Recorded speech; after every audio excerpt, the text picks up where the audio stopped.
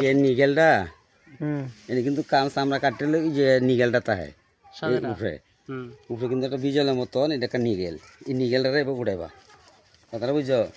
নিগেলটা তো না তাহে তো এইটাতে শাখা ফসাকা একবার চামড়া লয়ে এলবো তাহলে শিকড়াইতো না কেন থেকে